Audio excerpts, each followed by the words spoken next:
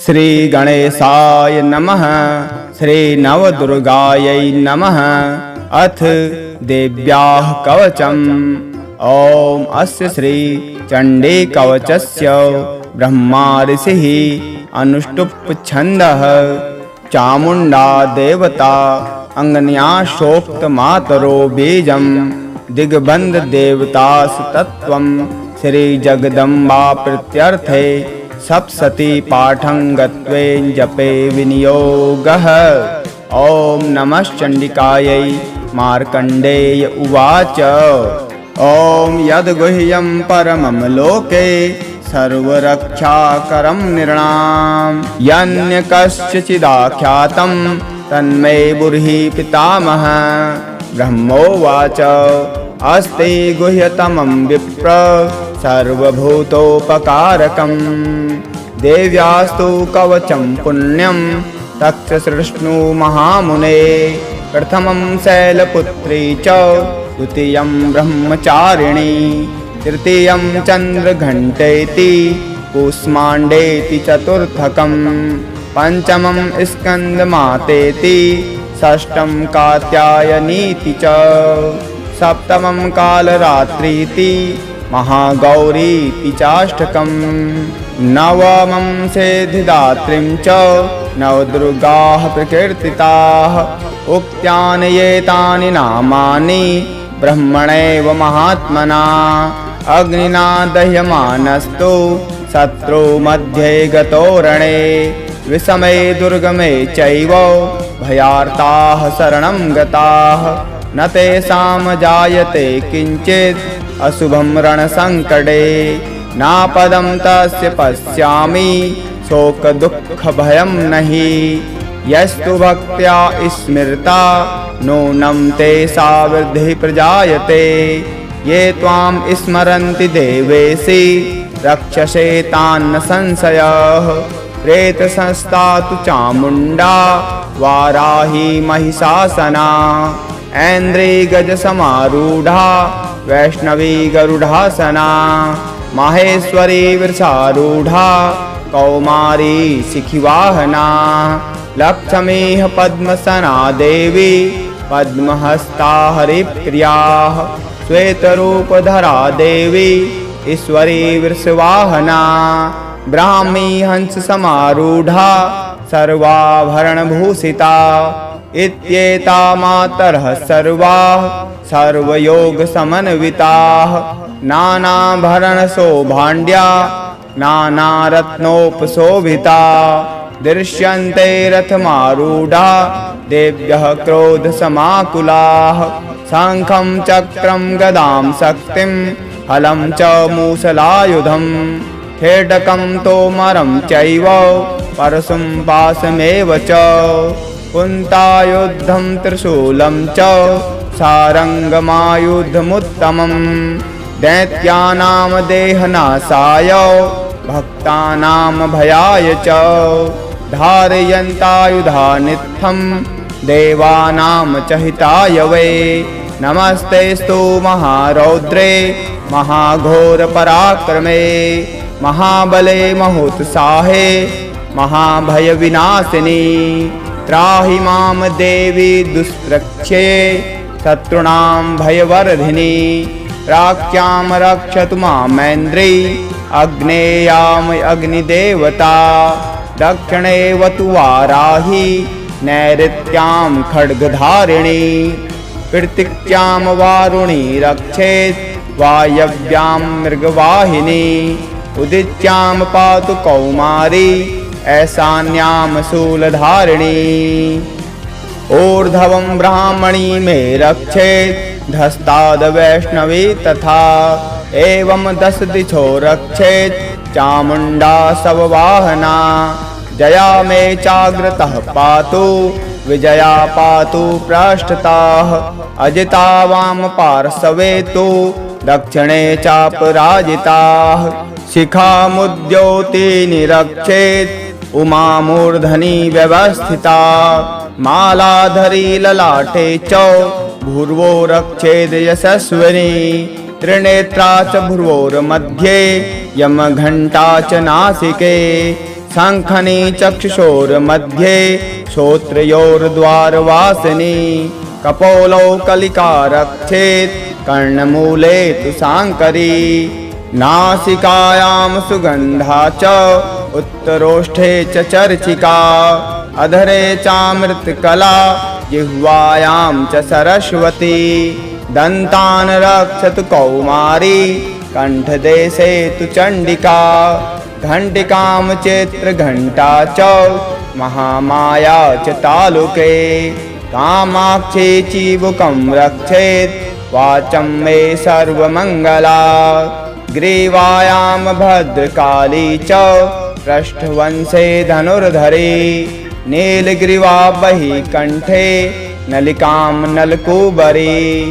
स्कन्धयो खड्गनी रक्षेत् बाहू मे व्रजधारिणी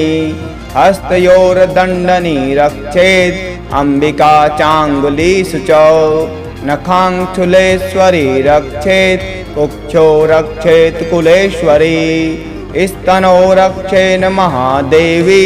मनः शोकविनाशिनी हृदये ललितां देवी उदरे शूलधारिणी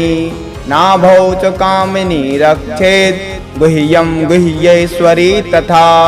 पूतना कामिकां मेढ्रं गोदे महिषवाहिनी कट्यां भगवती रक्षेत् जानूनी विन्ध्यवासिनी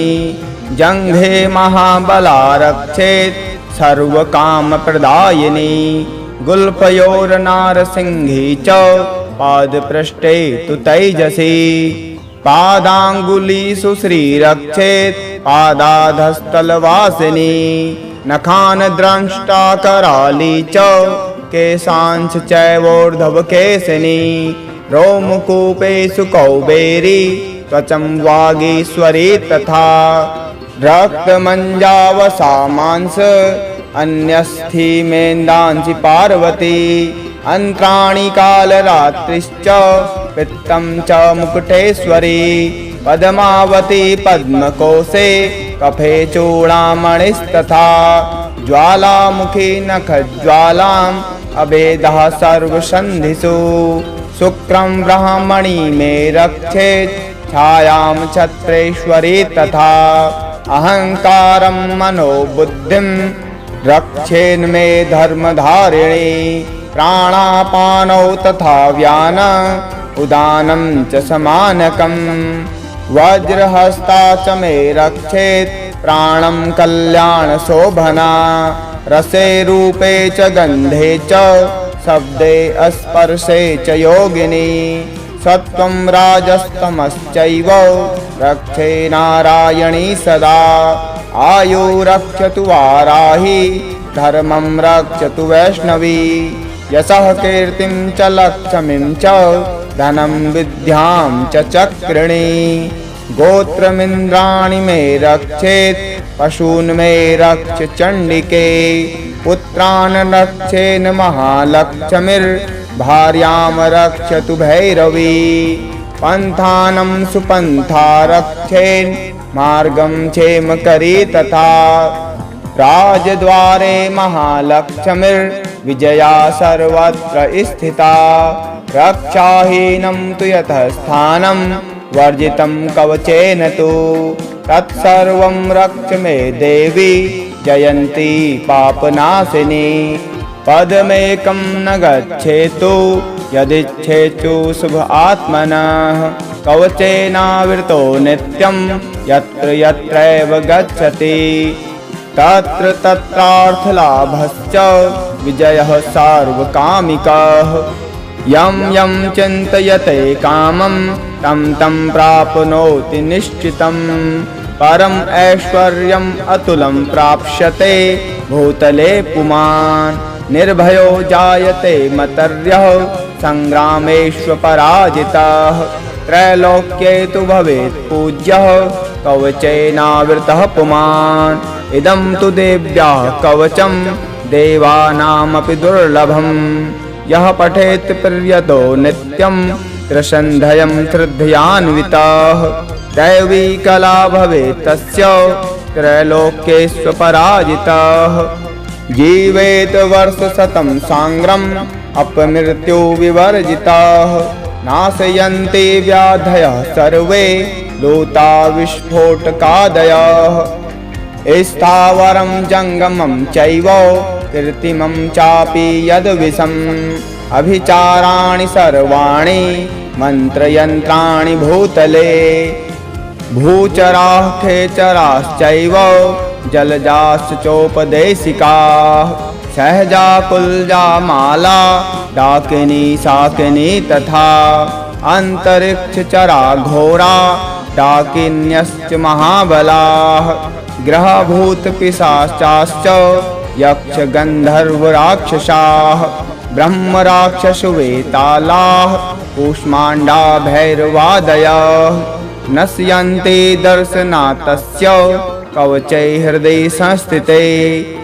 मानो नतिर्भवेद् राज्ञस्तेजो वृद्धिकरं परम् यशसा वर्धते सोऽपि कीर्तिमण्डितभूतले जपेत सप्तशतीं चण्डीं कृत्वा तु कवचं पुरा यावद्भूमण्डलं धत्ते सलयसवनकाननं तावतिष्ठति मेदिन्यां सन्ततिः पुत्रपौत्रकी देहान्ते परमं स्थानं यत्सूरैरपि दुर्लभं प्राप्नोति पुरुषो नित्यं महामाया प्रसादतः लभते परमं रूपं शिवेन सह मोदते। मार्कण्डेय उवाच ॐ यद्गुह्यं परमं लोके सर्वरक्षाकरं नृणां यन्यकश्चिदाख्यातं तन्मे ब्रूहि पितामह। ब्रह्मोवाच अस्ति गुह्यतमं विप्र सर्वभूतोपकारकं देव्यास्तु कवचं पुण्यं तक्षसृष्णु महामुने प्रथमं शैलपुत्री च द्वितीयं ब्रह्मचारिणी तृतीयं चन्द्रघण्टेति कूष्माण्डेति चतुर्थकं पंचमं स्कन्दमातेति षष्ठं कात्यायनीति च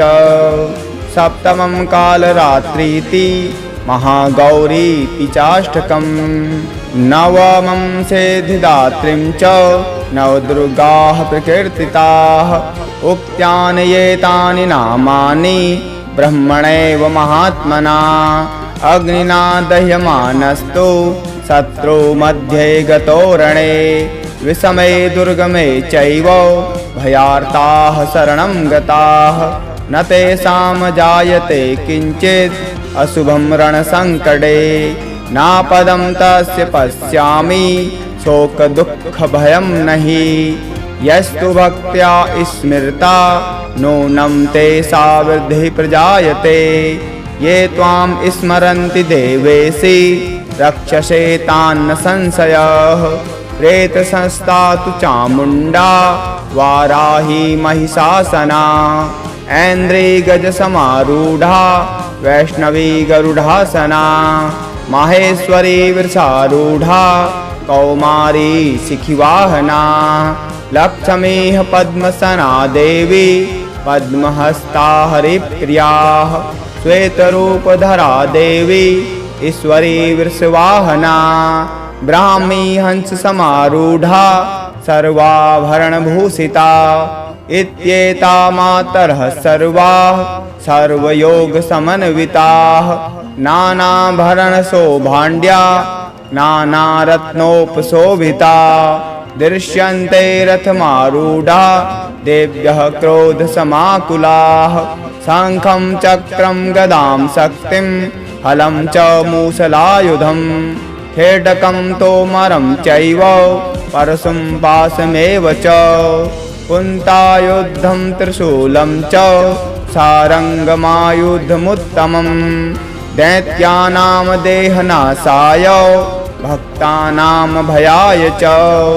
धारयन्तायुधानित्थं देवानां च हिताय वै नमस्तेस्तु महारौद्रे महाघोरपराक्रमे महाबले महोत्साहे महाभयविनाशिनी त्राहि मां देवी दुष्प्रक्षे शत्रूणां भयवर्धिनी राज्ञां रक्षतु मामेन्द्री अग्नेयाम अग्निदेवता दक्षिणेवतु वाराही नैऋत्यां खड्गधारिणी पृथिव्यां वारुणी रक्षेत् वायव्यां मृगवाहिनी उदित्यां पातु कौमारी ऐशान्यां शूलधारिणी ऊर्ध्वं ब्राह्मणी मे रक्षेत् धस्ताद् वैष्णवी तथा एवं 10 दिशो रक्षेत् चामुण्डा शववाहना जया मे चाग्रतः पातु विजया पातु पृष्ठतः अजिता वाम पार्श्वे तु दक्षिणे चापराजिताः शिखामुद्योतिनी रक्षेत् उमा मूर्धनि व्यवस्थिता मालाधरी ललाटे च भूर्वो रक्षेद् यशस्विनी त्रिनेत्रा च भ्रुवोर्मध्ये यमघण्टा च नासिके शङ्खनी चक्षुषोर्मध्ये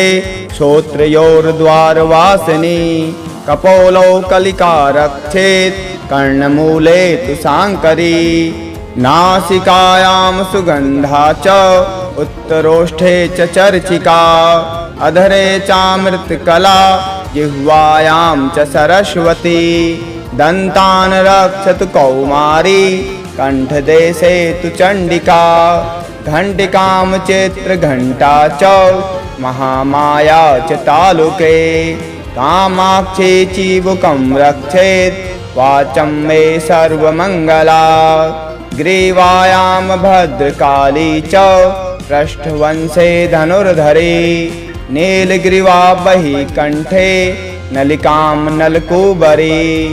स्कन्धयो खड्गनी रक्षेत् बाहू मे व्रजधारिणी हस्तयोर्दण्डनी रक्षेत् अम्बिका चाङ्गुलीषु च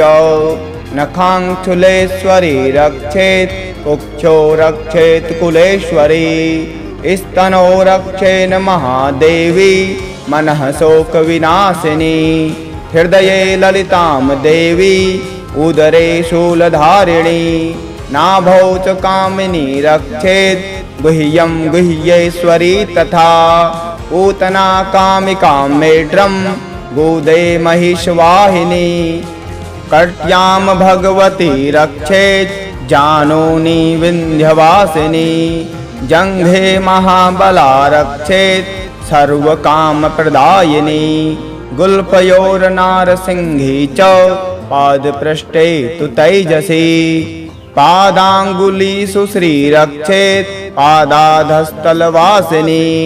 नखान् द्रष्टा कराली च केशांश चैवोर्ध्वकेशिनी रोमकूपेषु कौबेरी त्वचं वागीश्वरी तथा रक्तमञ्जावसा मांस अन्यस्थीमेन्दांसि पार्वती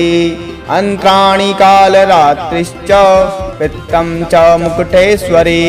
पद्मावती पद्मकोशे कफे चूडामणिस्तथा ज्वालामुखी नखज्वालाम् अभेदः सर्वसन्धिषु शुक्रं ब्राह्मणी मे रक्षेत् छायां छत्रेश्वरी तथा अहङ्कारं मनोबुद्धिं रक्षेन्मे धर्मधारिणी प्राणापानौ तथा व्यान उदानं च समानकम् वज्रहस्ता च मे रक्षेत् प्राणं कल्याणशोभना रसे रूपे च गन्धे च शब्दे स्पर्शे च योगिनी सत्त्वं राजस्तमश्चैव रक्षे नारायणी सदा आयु रक्षतु वाराही धर्मं रक्षतु वैष्णवी यशः कीर्तिं च लक्ष्मीं च धनं विद्यां च चक्रिणी गोत्रमिन्द्राणि मे रक्षेत् पशून् मे रक्ष चण्डिके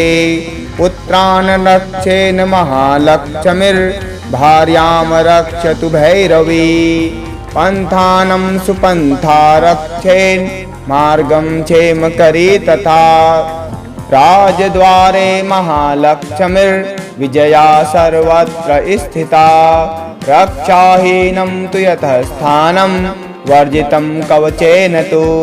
तत्सर्वं रक्ष मे देवी जयन्ती पापनाशिनी पदमेकं न गच्छेतु यदिच्छेचु शुभ आत्मनः कवचेनावृतो नित्यं यत्र यत्रैव गच्छति तत्र तत्रार्थलाभश्च विजयः सार्वकामिकः यं यं चिन्तयते कामं तं तं प्राप्नोति निश्चितं परम ऐश्वर्यम् अतुलं प्राप्स्यते भूतले पुमान् निर्भयो जायते मतर्यः संग्रामेष्वपराजितः त्रैलोक्ये तु भवेत् पूज्यः कवचेनावृतः पुमान् इदं तु देव्याः कवचं देवानामपि दुर्लभम् यः पठेत् प्रियतो नित्यं त्रिसन्ध्यं श्रद्धयान्वितः दैवी कला भवेत् तस्य त्रैलोक्येष्वपराजितः जीवेत वर्षशतं साङ्ग्रम् अपमृत्यु विवर्जितः नाशयन्ति व्याधयः सर्वे लूता विस्फोटकादयः स्थावरं जङ्गमं चैव कृत्रिमं चापि यद्विषम् अभिचाराणि सर्वाणि मन्त्रयन्त्राणि भूतले भूचराः खेचराश्चैव जलजाश्च चोपदेशिकाः सहजा कुलजा माला डाकिनी शाकिनी तथा अन्तरिक्षचरा घोरा डाकिन्यश्च महाबलाः ग्रहभूतपिशाचाश्च यक्षगन्धर्वराक्षसाः ब्रह्मराक्षसवेतालाः कूष्माण्डा भैरवादयः नश्यन्ति दर्शनातस्य कवचै हृदये संस्थिते मानो नतिर्भवेद् राज्ञस्तेजो वृद्धिकरं परम् यशसा वर्धते सोऽपि कीर्तिमण्डितभूतले जपेत सप्तशतीं चण्डीं कृत्वा तु कवचं पुरा यावद्भूमण्डलं धत्ते सलयसवनकाननं तावतिष्ठति मेदिन्यां सन्ततिः पुत्रपौत्रकी देहान्ते परमं स्थानं यत्सूरैरपि दुर्लभम् प्राप्नोति पुरुषो नित्यं महामाया प्रसादतः लभते परमं रूपं शिवेन सह मोदते। मार्कण्डेय उवाच ॐ यद्गुह्यं परमं लोके सर्वरक्षाकरं नृणां यन्यकस्यचिदाख्यातं तन्मे ब्रूहि पितामह। ब्रह्मोवाच अस्ति गुह्यतमं विप्र सर्वभूतोपकारकं देव्यास्तु कवचं पुण्यं तक्षसृष्णु महामुने प्रथमं शैलपुत्री च द्वितीयं ब्रह्मचारिणी तृतीयं चन्द्रघण्टेति कूष्माण्डेति चतुर्थकं पंचमं स्कन्दमातेति षष्ठं कात्यायनीति च सप्तमं कालरात्रीति महागौरीति चाष्टकं नवमं सिद्धिदात्रीं च नवदुर्गाः प्रकीर्तिताः उक्त्यानि एतानि नामानि ब्रह्मणैव महात्मना अग्निना दह्यमानस्तु शत्रु मध्ये गतो रणे विषमे दुर्गमे चैव भयार्ताः शरणं गताः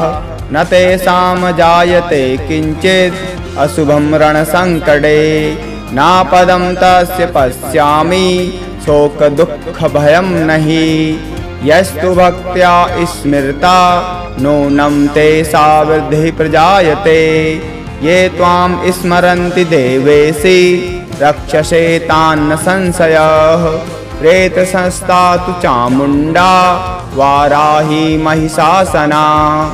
ऐन्द्री गजसमारूढा वैष्णवी गरुडासना माहेश्वरी वृषारूढा कौमारी शिखिवाहना लक्ष्मीः पद्मसना देवी पद्महस्ता हरिप्रियाः श्वेतरूपधरा देवी ईश्वरी वृषवाहना ब्राह्मी हंस समारूढ़ा सर्वाभरणभूषिता इत्येता मातरः सर्वाः सर्वयोगसमन्विताः नानाभरणशोभाढ्या नानारत्नोपशोभिता दृश्यन्ते रथमारूढा देव्यः क्रोधसमाकुलाः शङ्खं चक्रं गदां शक्तिं हलं च मूसलायुधं खेटकं तोमरं चैव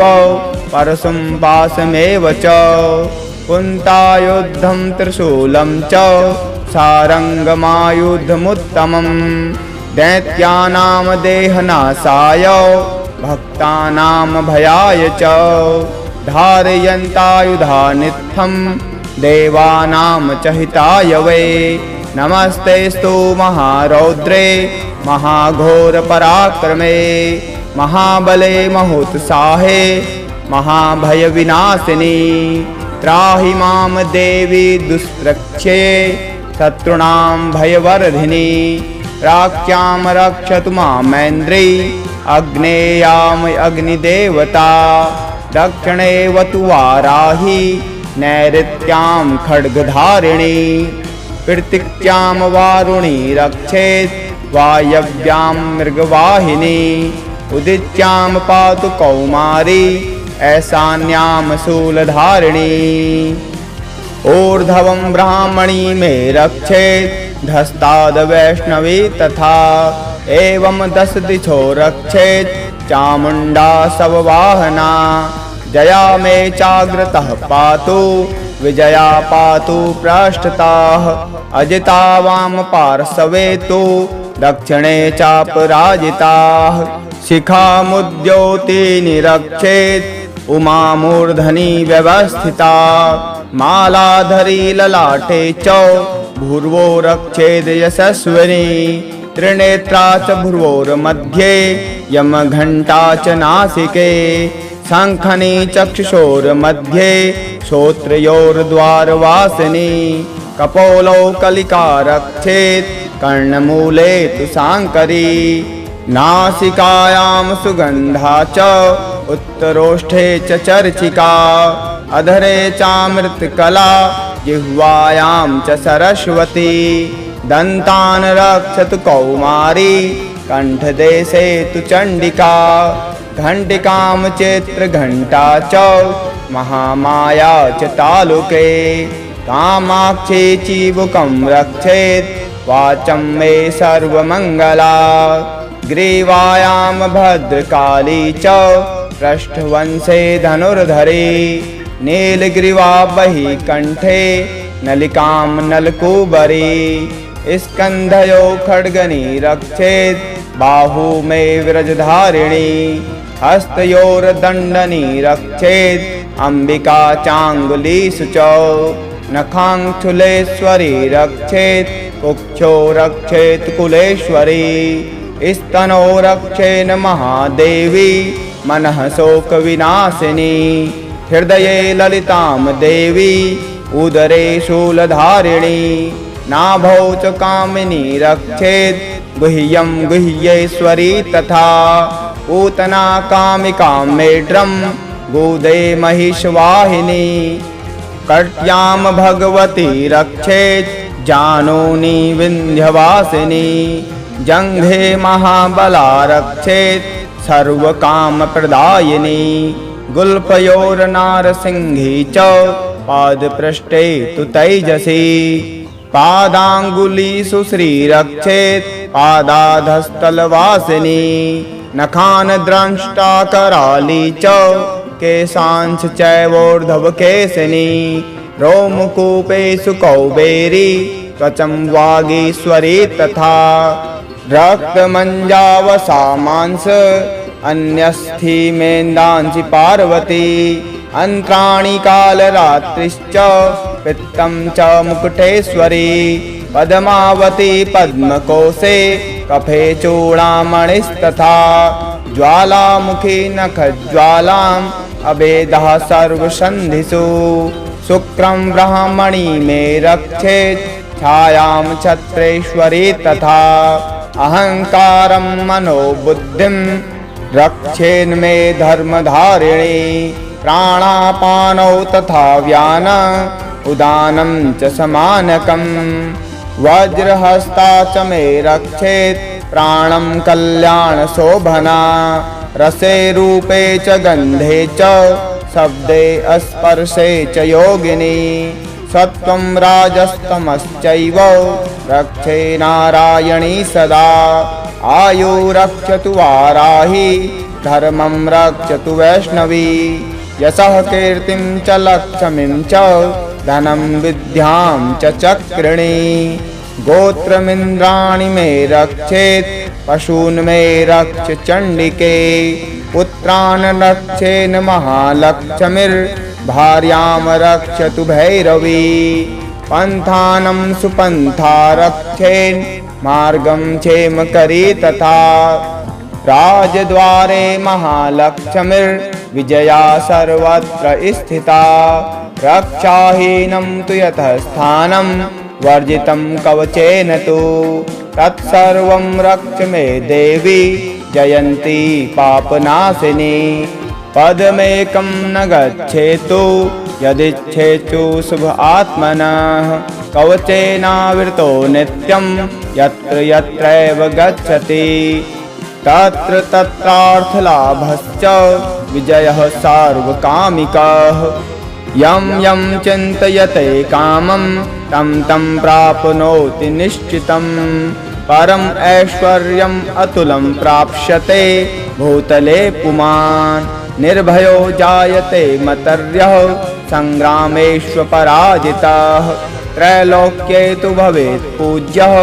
कवचेनावृतः पुमान् इदं तु देव्याः कवचं देवानामपि दुर्लभम् यः पठेत् प्रियतो नित्यं त्रिसन्ध्यं श्रद्धयान्वितः दैवी कला भवेत् तस्य त्रैलोक्येष्वपराजितः जीवेत् वर्षशतं साङ्ग्रम् अपमृत्यु विवर्जितः नाशयन्ति व्याधयः सर्वे लूता विस्फोटकादयः स्थावरं जङ्गमं चैव कृत्रिमं चापि यद्विषम् अभिचाराणि सर्वाणि मन्त्रयन्त्राणि भूतले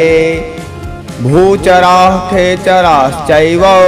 जलजाश्च चोपदेशिकाः सहजा कुल्जा माला डाकिनी शाकिनी तथा अन्तरिक्षचरा घोरा डाकिन्यश्च महाबलाः ग्रहभूतपिशाचाश्च यक्षगन्धर्वराक्षसाः ब्रह्मराक्षसवेतालाः कूष्माण्डा भैरवादयः नश्यन्ति दर्शनातस्य कवचै हृदये संस्थिते मानो नतिर्भवेद् राज्ञस्तेजो वृद्धिकरं परं यशसा वर्धते सोऽपि कीर्तिमण्डितभूतले जपेत सप्तशतीं चण्डीं कृत्वा तु कवचं पुरा यावद् भूमण्डलं धत्ते सलयसवनकाननं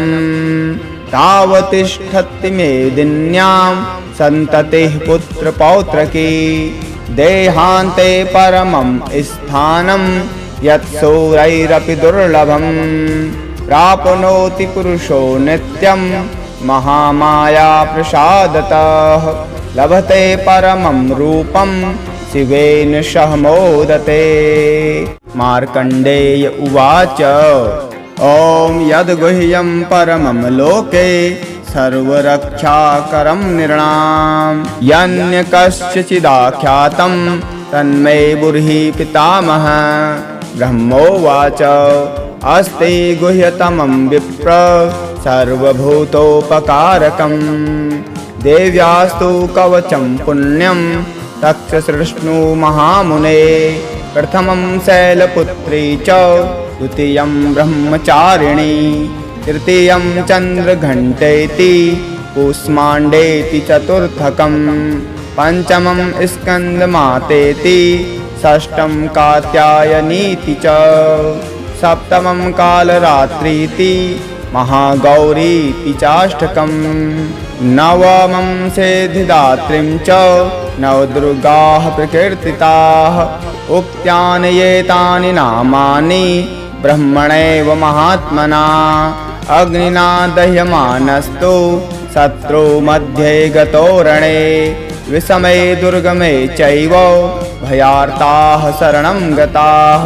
न तेषां जायते किञ्चित् अशुभं रणसङ्कटे नापदं तस्य पश्यामि शोकदुःखभयं नहि यस्तु भक्त्या स्मृता नूनं तेषा वृद्धिः प्रजायते ये त्वां स्मरन्ति देवेशि रक्षसे तान्न संशयः प्रेतसंस्था तु चामुण्डा वाराही महिषासना ऐन्द्री गजसमारूढा वैष्णवी गरुडासना माहेश्वरी वृषारूढा कौमारी शिखिवाहना लक्ष्मीः पद्मसना देवी पद्महस्ता हरिप्रियाः श्वेतरूपधरा देवी ईश्वरी वृषवाहना ब्राह्मी हंस समारूढ़ा सर्वाभरणभूषिता इत्येता मातरः सर्वाः सर्वयोगसमन्विताः नानाभरणशोभाढ्या नानारत्नोपशोभिता दृश्यन्ते रथमारूढा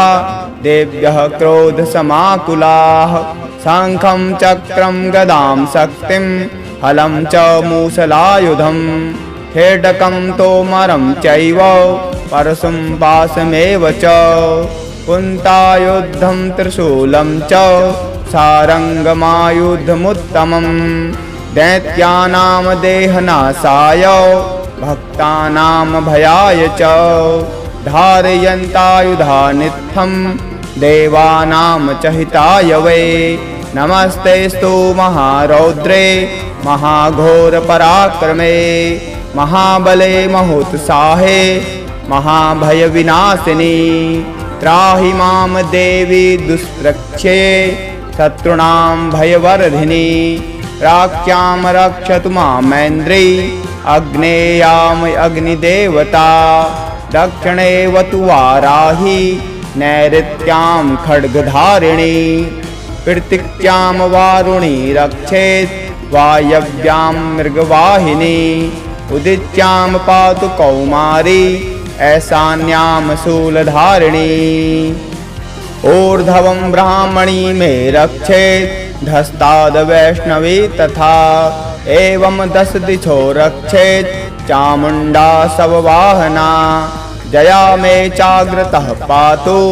विजया पातु पृष्ठतः अजिता वाम पार्श्वे तु दक्षिणे चापराजिताः शिखामुद्योतिनी रक्षेत् उमा मूर्धनि व्यवस्थिता मालाधरी ललाटे च भूर्वो रक्षेद् यशस्विनी त्रिनेत्रा च भ्रुवोर्मध्ये यमघण्टा च नासिके शङ्खनी चक्षुषोर्मध्ये श्रोत्रयोर्द्वारवासिनी कपोलौ कलिका रक्षेत् कर्णमूले तु शाङ्करी नासिकायां सुगन्धा च उत्तरोष्ठे च चर्चिका अधरे चामृतकला जिह्वायां च सरस्वती दन्तान् रक्षतु कौमारी कण्ठदेशे तु चण्डिका घण्टिकां चित्रघण्टा च महामाया च तालुके कामाक्षी चिबुकं रक्षेत् वाचं मे सर्वमङ्गला ग्रीवायां भद्रकाली च पृष्ठवंशे धनुर्धरी नीलग्रीवा बहि कण्ठे नलिकां नलकूबरी स्कन्धयो खड्गनी रक्षेत् बाहू मे व्रजधारिणी हस्तयोर्दण्डनी रक्षेत् अम्बिका चाङ्गुलीषु च नखाङ्क्षुलेश्वरी रक्षेत् कुक्षो रक्षेत् कुलेश्वरी स्तनो रक्षेन् महादेवी मनः शोकविनाशिनी हृदये ललितां देवी उदरे शूलधारिणी नाभौ च कामिनी रक्षेत् गुह्यं गुह्येश्वरी तथा पूतना कामिकां मेढ्रं गोदे महिषवाहिनी कट्यां भगवती रक्षेत् जानूनि विन्ध्यवासिनी जङ्घे महाबला रक्षेत् सर्वकामप्रदायिनी गुल्फयोर्नारसिंही च पादपृष्ठे तु तैजसी पादाङ्गुलीषु श्रीरक्षेत् पादाधस्तलवासिनी नखान् द्रष्टा कराली च केशांश चैवोर्ध्वकेशिनी रोमकूपेषु कौबेरी त्वचं वागीश्वरी तथा रक्तमञ्जावसा मांस अन्यस्थीमेन्दांसि पार्वती अन्त्राणि कालरात्रिश्च पित्तं च मुकुटेश्वरी पद्मावती पद्मकोशे कफे चूडामणिस्तथा ज्वालामुखी नखज्वालाम् अभेदः सर्वसन्धिषु शुक्रं ब्रह्मणि मे रक्षेत् छायां छत्रेश्वरी तथा अहंकारं मनोबुद्धिं रक्षेन्मे धर्मधारिणी प्राणापानौ तथा व्यान उदानं च समानकम् वज्रहस्ता च मे रक्षेत् प्राणं कल्याणशोभना रसे रूपे च गन्धे च शब्दे स्पर्शे च योगिनी सत्वं राजस्तमश्चैव रक्षे नारायणी सदा आयु रक्षतु वाराही धर्मं रक्षतु वैष्णवी यशः कीर्तिं च लक्ष्मीं च धनं विद्यां च चक्रिणी गोत्रमिन्द्राणि मे रक्षेत् पशून् मे रक्ष चण्डिके पुत्रान् रक्षेन् महालक्ष्मीर्भार्यां रक्षतु भैरवी पन्थानं सुपन्था रक्षेन् मार्गं क्षेमकरी तथा राजद्वारे महालक्ष्मीर्विजया सर्वत्र स्थिता रक्षाहीनं तु यतः स्थानं वर्जितं कवचेन तु तत्सर्वं रक्ष मे देवी जयन्ती पापनाशिनी पदमेकं न गच्छेतु यदिच्छेतु शुभ आत्मनः कवचेनावृतो नित्यं यत्र यत्रैव गच्छति तत्र तत्रार्थलाभश्च विजयः सार्वकामिकः यं यं चिन्तयते कामं तं तं प्राप्नोति निश्चितं परम् ऐश्वर्यम् अतुलं प्राप्स्यते भूतले पुमान् निर्भयो जायते मतर्यः सङ्ग्रामेष्वपराजितः त्रैलोक्ये तु भवेत् पूज्यः कवचेनावृतः पुमान् इदं तु देव्याः कवचं देवानामपि दुर्लभम् यः पठेत् प्रियतो नित्यं त्रिसन्ध्यं श्रद्धयान्वितः दैवी कला भवेत् तस्य त्रैलोक्येष्वपराजितः जीवेत वर्षशतं साङ्ग्रम् अपमृत्युविवर्जितः नाशयन्ति व्याधयः सर्वे लूता विस्फोटकादयः स्थावरं जङ्गमं चैव कृत्रिमं चापि यद्विषम् अभिचाराणि सर्वाणि मन्त्रयन्त्राणि भूतले भूचराः खेचराश्चैव जलजाश्च चोपदेशिकाः सहजा कुलजा माला डाकिनी शाकिनी तथा अन्तरिक्षचरा घोरा डाकिन्यश्च महाबलाः ग्रहभूतपिशाचाश्च यक्षगन्धर्वराक्षसाः ब्रह्मराक्षसवेतालाः कूष्माण्डा भैरवादयः नश्यन्ते दर्शनातस्य कवचै हृदये संस्थिते मानो नतिर्भवेद् राज्ञस्तेजो वृद्धिकरं परम् यशसा वर्धते सोऽपि कीर्तिमण्डितभूतले जपेत सप्तशतीं चण्डीं कृत्वा तु कवचं पुरा यावद् भूमण्डलं धत्ते सलयसवनकाननम् तावतिष्ठति मेदिन्यां सन्ततिः पुत्रपौत्रकी। देहान्ते परमं स्थानं यत्सूरैरपि दुर्लभम्। प्राप्नोति पुरुषो नित्यं महामाया प्रसादतः। लभते परमं रूपं शिवेन सह मोदते। मार्कण्डेय उवाच ॐ यद्गुह्यं परमं लोके सर्वरक्षाकरं नृणां यन्य कस्यचिदाख्यातं तन्मे ब्रूहि पितामह। ब्रह्मोवाच अस्ति गुह्यतमं विप्र सर्वभूतोपकारकं। देव्यास्तु कवचं पुण्यं तक्षसृष्णु महामुने। प्रथमं शैलपुत्री च द्वितीयं ब्रह्मचारिणी तृतीयं चन्द्रघण्टेति कूष्माण्डेति चतुर्थकं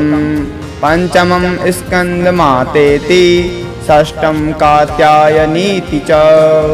सप्तमं कालरात्रीति महागौरीति चाष्टकं नवमं सिद्धिदात्रीं च नवदुर्गाः प्रकीर्तिताः उक्त्यानि एतानि नामानि ब्रह्मणैव महात्मना अग्निना दह्यमानस्तु शत्रु मध्ये गतो रणे विषमे दुर्गमे चैव भयार्ताः शरणं गताः न तेषां जायते किञ्चित् अशुभं रणसङ्कटे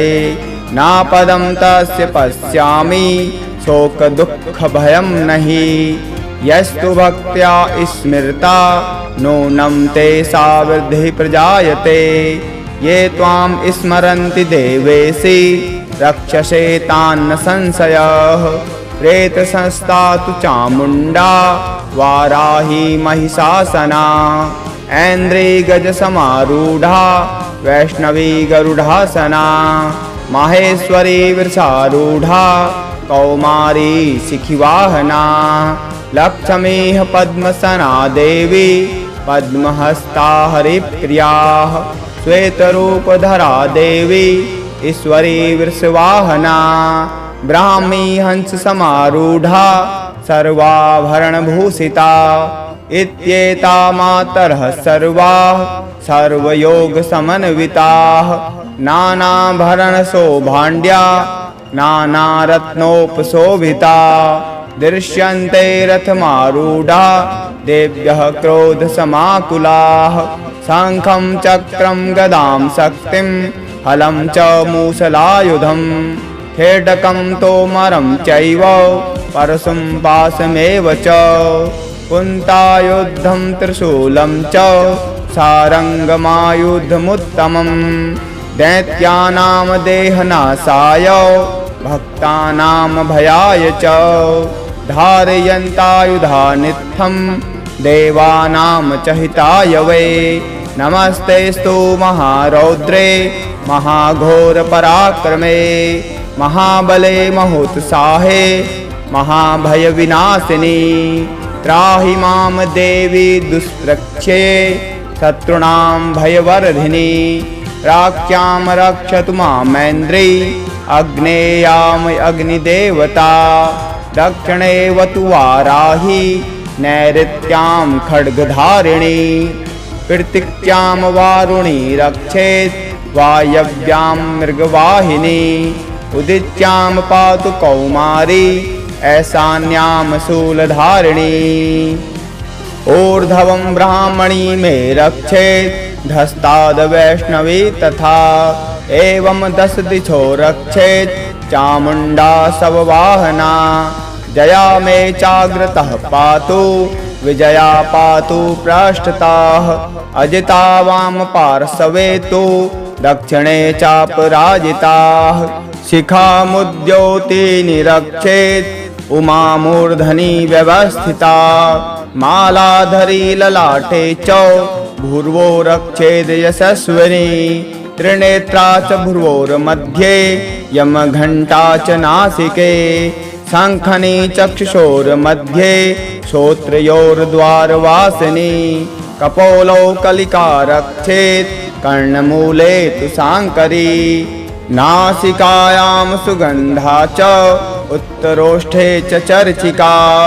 अधरे चामृतकला जिह्वायां च सरस्वती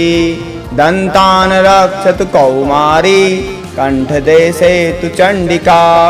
घण्टिकां चित्रघण्टा च महामाया च तालुके कामाक्षी चिबुकं रक्षेत् वाचं मे सर्वमङ्गला ग्रीवायां भद्रकाली च पृष्ठवंशे धनुर्धरी नीलग्रीवा बहि कण्ठे नलिकां नलकूबरी स्कन्धयो खड्गनी रक्षेत् बाहू मे व्रजधारिणी हस्तयोर्दण्डनी रक्षेत् अम्बिका चाङ्गुलीषु च नखाङ्क्षुलेश्वरी रक्षेत् कुक्षो रक्षेत् कुलेश्वरी स्तनो रक्षेन् महादेवी मनः शोकविनाशिनी हृदये ललितां देवी उदरे शूलधारिणी नाभौ च कामिनी रक्षेत् गुह्यं गुह्येश्वरी तथा पूतना कामिकां मेढ्रं गोदे महिषवाहिनी कट्यां भगवती रक्षेत् जानूनी विन्ध्यवासिनी जङ्घे महाबला रक्षेत् सर्वकामप्रदायिनी गुल्फयोर्नारसिंही च पादपृष्ठे तु तैजसी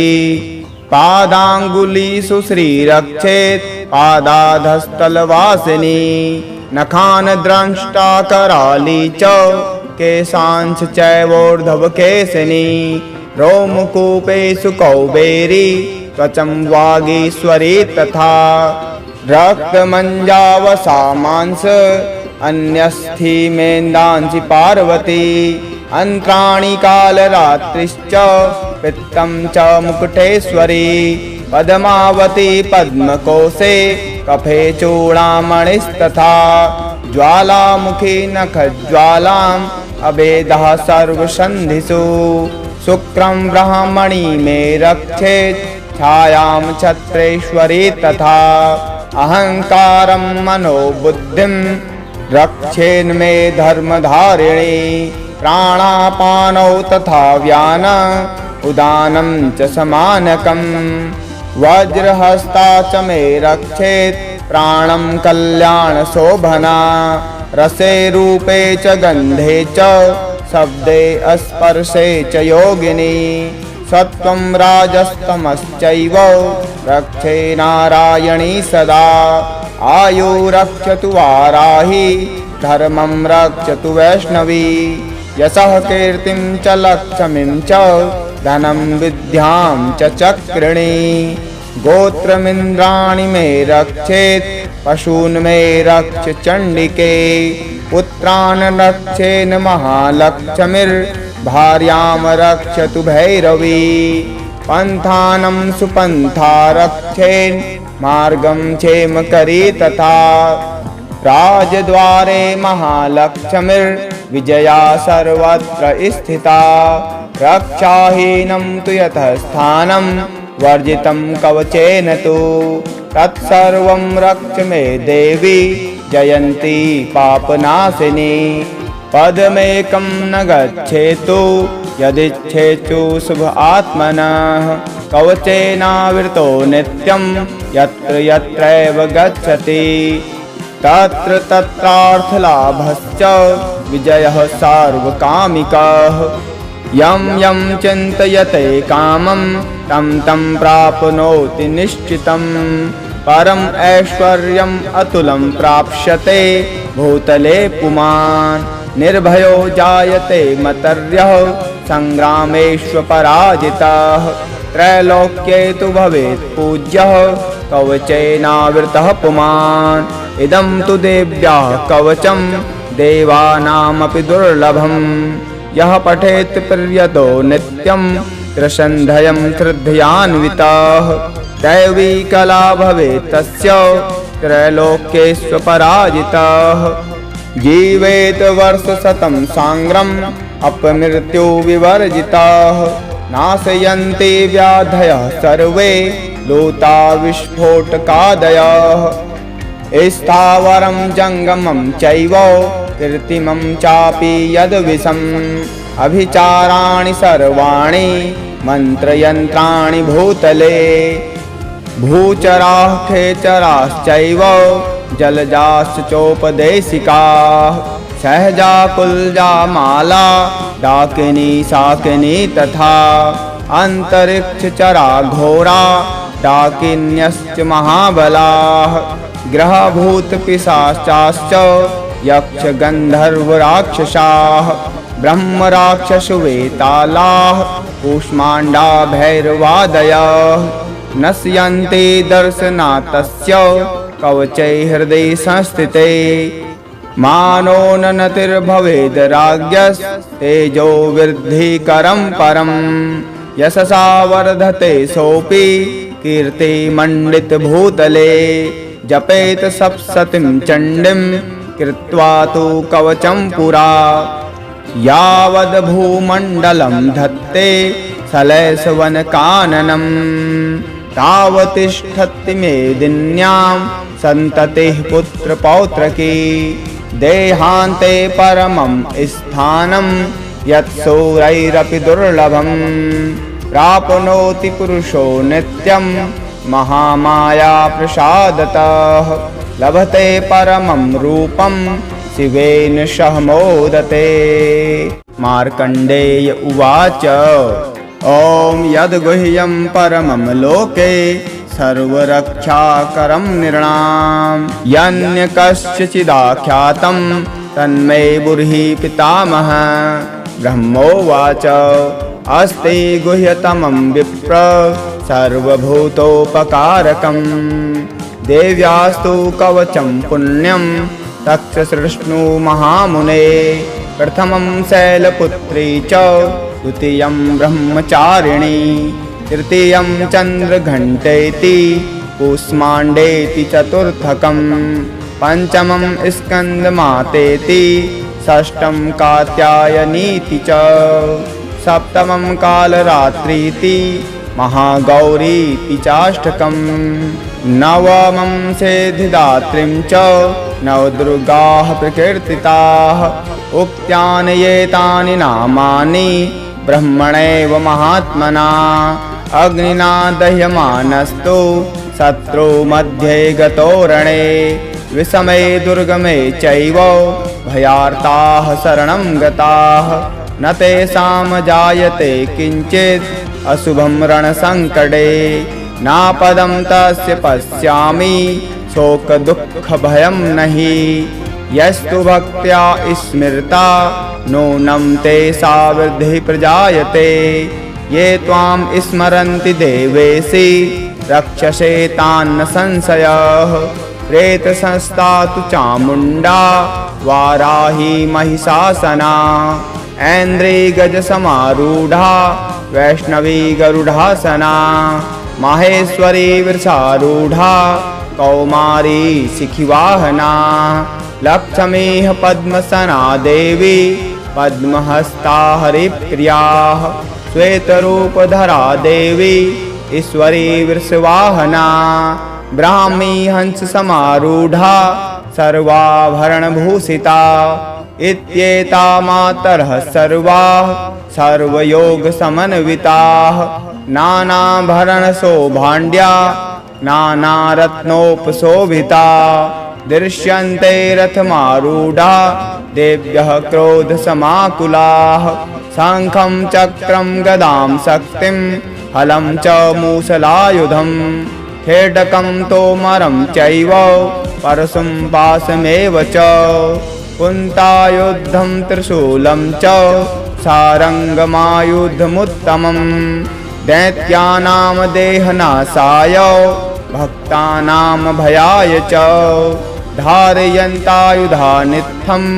देवानां च हिताय वै नमस्तेस्तु महारौद्रे महाघोरपराक्रमे महाबले महोत्साहे महाभयविनाशिनी त्राहि मां देवी दुष्प्रक्ष्ये शत्रूणां भयवर्धिनी प्राच्यां रक्षतु मामेन्द्री अग्नेयाम् अग्निदेवता दक्षिणे वतु वाराही नैऋत्यां खड्गधारिणी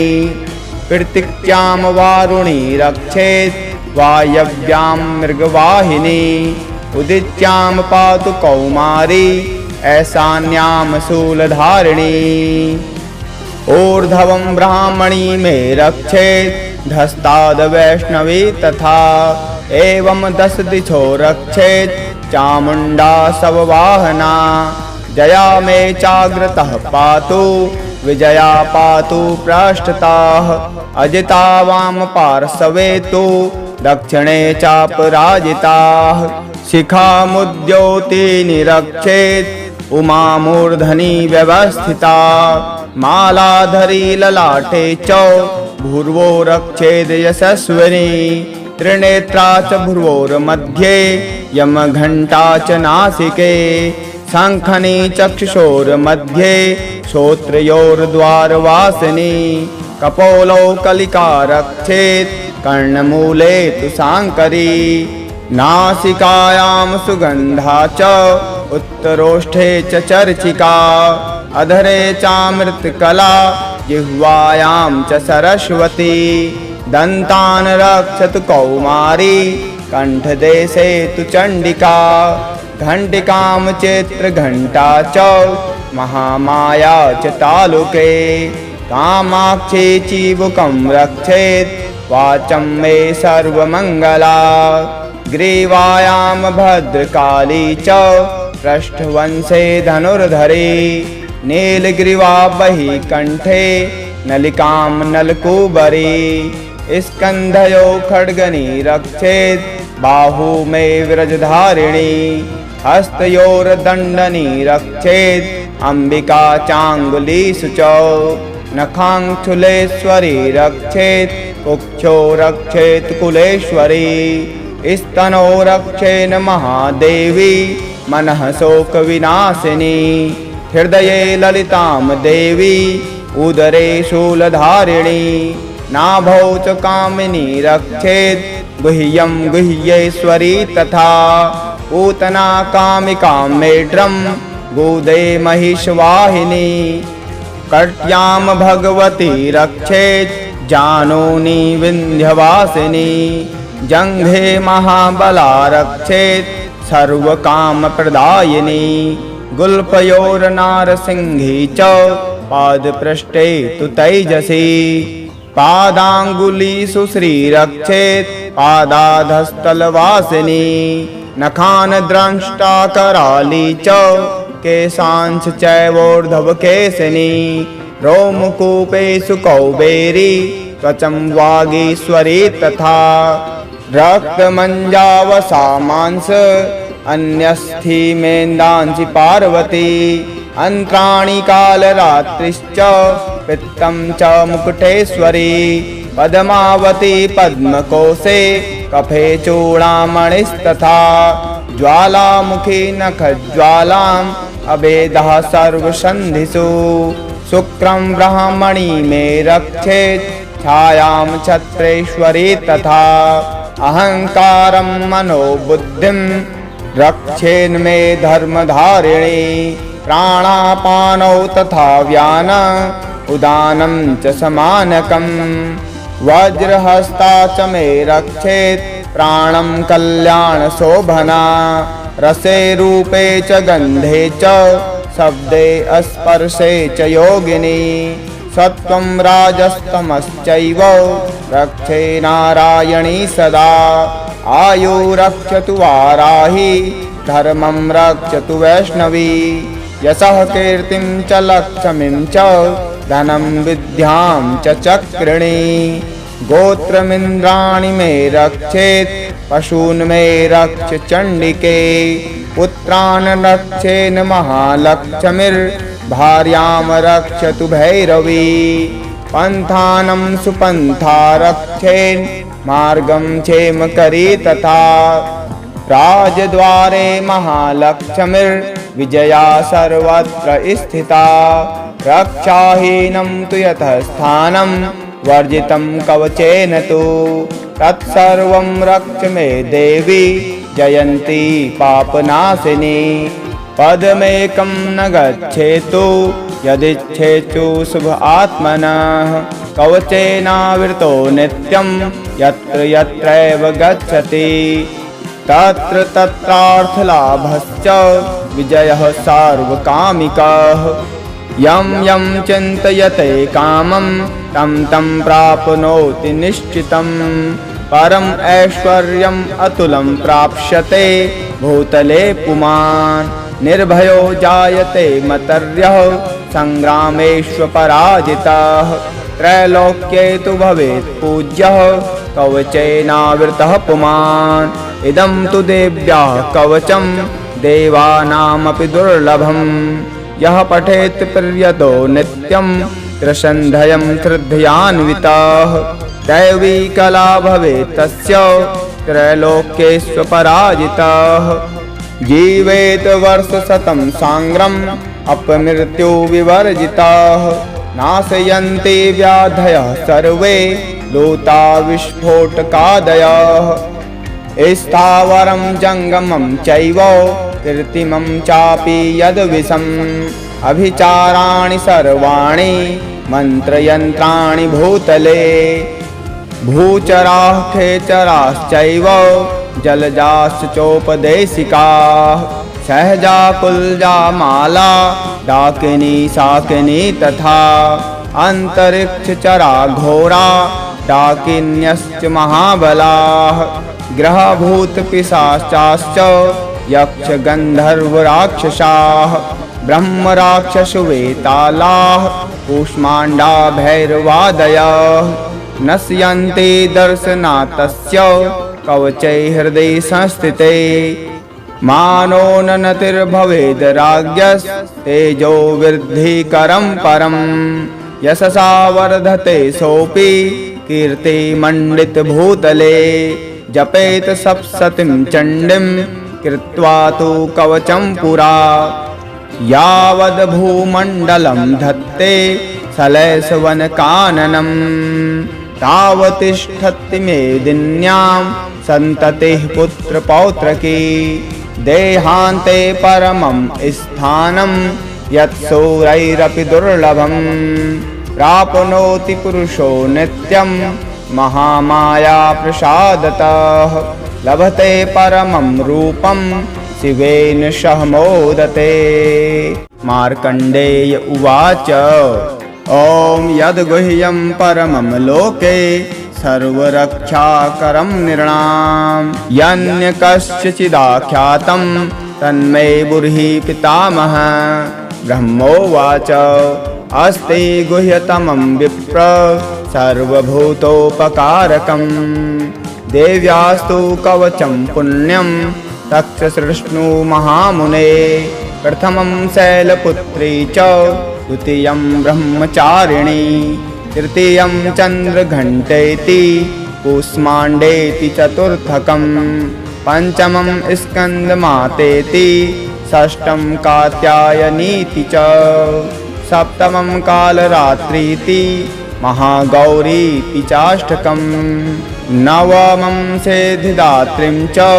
नवदुर्गाः प्रकीर्तिताः उक्त्यानि एतानि नामानि ब्रह्मणैव महात्मना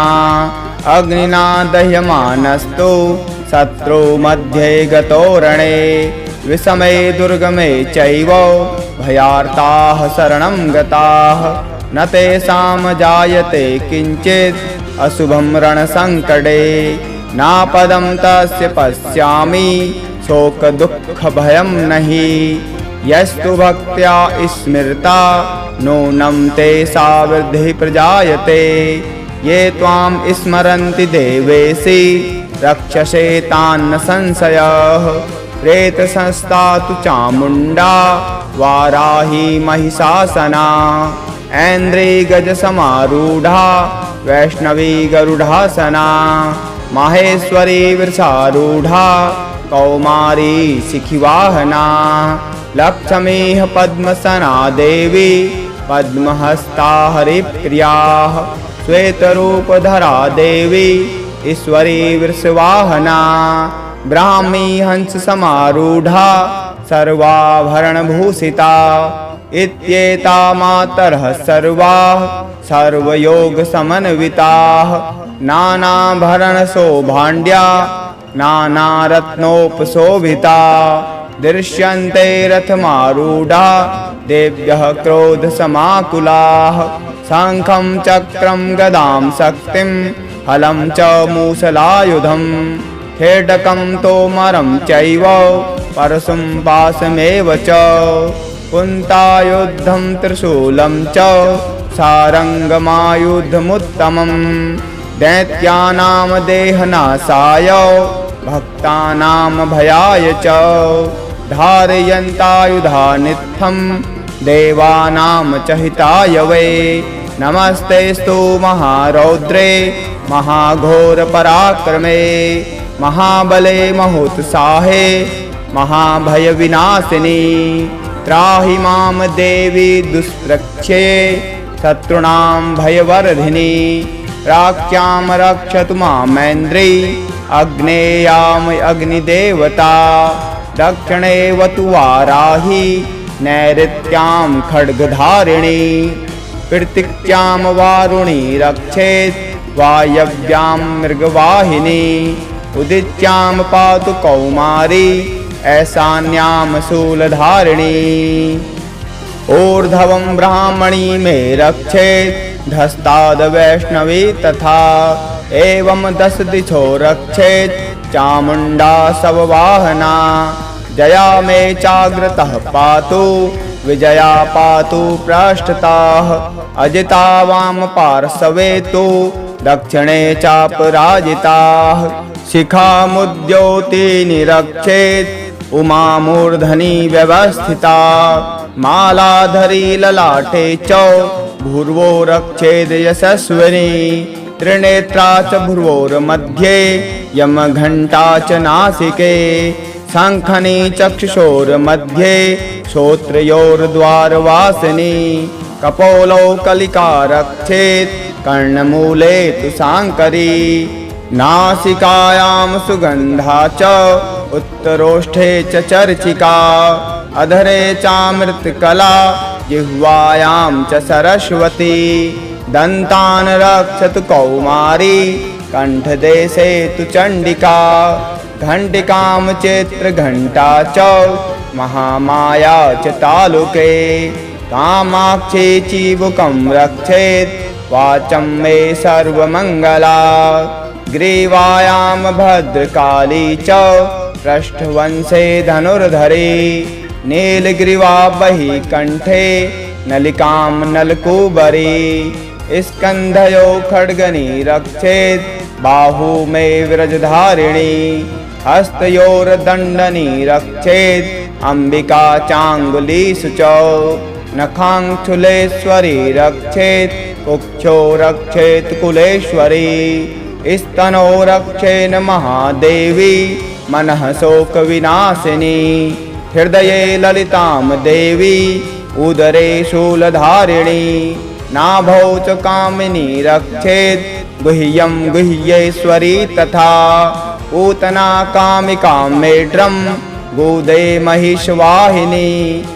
कट्यां भगवती रक्षेत् जानूनी विन्ध्यवासिनी जङ्घे महाबला रक्षेत् सर्वकामप्रदायिनी गुल्फयोर्नारसिंही च पादपृष्ठे तु तैजसी पादाङ्गुलीषु श्रीरक्षेत् पादाधस्तलवासिनी नखान् द्रष्टा कराली च केशांश चैवोर्ध्वकेशिनी रोमकूपेषु कौबेरी त्वचं वागीश्वरी तथा रक्तमञ्जावसा मांस अन्यस्थीमेन्दांसि पार्वती अन्त्राणि कालरात्रिश्च पित्तं च मुकुटेश्वरी पद्मावती पद्मकोशे कफे चूडामणिस्तथा ज्वालामुखी नखज्वालाम् अभेदः सर्वसन्धिषु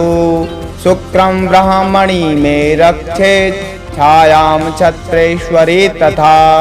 अहङ्कारं मनोबुद्धिं रक्षेन्मे धर्मधारिणी प्राणापानौ तथा व्यान उदानं च समानकम् वज्रहस्ता च मे रक्षेत् प्राणं कल्याणशोभना रसे रूपे च गन्धे च शब्दे स्पर्शे च योगिनी सत्त्वं राजस्तमश्चैव रक्षे नारायणी सदा आयुरक्षतु वाराही धर्मं रक्षतु वैष्णवी यशः कीर्तिं च लक्ष्मीं च धनं विद्यां च चक्रिणी गोत्रमिन्द्राणि मे रक्षेत् पशून् मे रक्ष चण्डिके पुत्रान् रक्षेन् महालक्ष्मीर्भार्यां रक्षतु भैरवी पन्थानं सुपन्था रक्षेन् मार्गं क्षेमकरी तथा राजद्वारे महालक्ष्मीर्विजया सर्वत्र स्थिता रक्षाहीनं तु यतः स्थानं वर्जितं कवचेन तु तत्सर्वं रक्ष मे देवी जयन्ती पापनाशिनी पदमेकं न गच्छेतु यदिच्छेतु शुभ आत्मनः कवचेनावृतो नित्यं यत्र यत्रैव गच्छति तत्र तत्रार्थलाभश्च विजयः सार्वकामिकः यं यं चिन्तयते कामं तं तं प्राप्नोति निश्चितं परम् ऐश्वर्यम् अतुलं प्राप्स्यते भूतले पुमान् निर्भयो जायते मतर्यः सङ्ग्रामेष्वपराजितः त्रैलोक्ये तु भवेत् पूज्यः कवचेनावृतः पुमान् इदं तु देव्याः कवचं देवानामपि दुर्लभम् यः पठेत् प्रियतो नित्यं त्रिसन्ध्यं श्रद्धयान्वितः दैवी कला भवेत् तस्य त्रैलोक्येष्वपराजितः जीवेत वर्षशतं साङ्ग्रम् अपमृत्युविवर्जितः नाशयन्ति व्याधयः सर्वे लूता विस्फोटकादयः स्थावरं जङ्गमं चैव कृत्रिमं चापि यद्विषम् अभिचाराणि सर्वाणि मन्त्रयन्त्राणि भूतले भूचराः खेचराश्चैव जलजाश्च चोपदेशिकाः सहजा कुल्जा माला डाकिनी शाकिनी तथा अन्तरिक्षचरा घोरा डाकिन्यश्च महाबलाः ग्रहभूतपिशाचाश्च यक्षगन्धर्वराक्षसाः ब्रह्मराक्षसवेतालाः कूष्माण्डा भैरवादयः नश्यन्ति दर्शनात् कवचै हृदये संस्थिते मानो नतिर्भवेद् राज्ञस्तेजो वृद्धिकरं परम् यशसा वर्धते सोऽपि कीर्तिमण्डितभूतले जपेत सप्तशतीं चण्डीं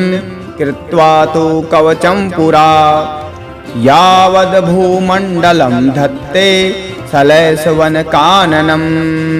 तावतिष्ठति मेदिन्यां सन्ततिः पुत्रपौत्रकी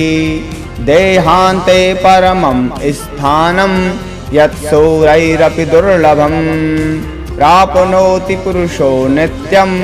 महामाया प्रसादतः लभते परमं रूपं शिवेन सह मोदते।